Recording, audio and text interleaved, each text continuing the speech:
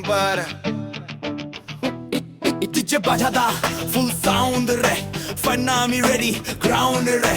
जब खेसारी भैया का नाम आवे, दिल से आवाज निकल जावे। जिंदाबाद जिंदाबाद जिंदाबाद जिंदाबाद जिंदाबाद जिंदाबाद जिंदाबाद जिंदाबाद जिंदाबाद जिंदाबाद जिंदाबाद जिंदाबाद जिंदाबाद जिंदाबाद जिंदाबाद जिंदाबाद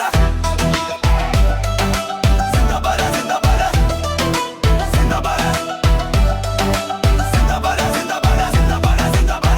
में भैया जब देखाई ले, दिलवा के चैन सब खो जाइले। उनका स्टाइल उनका स्वैग देखी के बोले बॉस बाय टैग।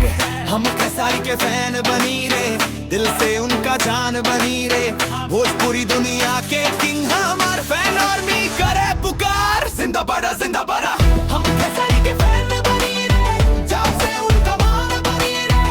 खेसारी भैया सुपरस्टार, फैन आर्मी दिल दिल में प्यार।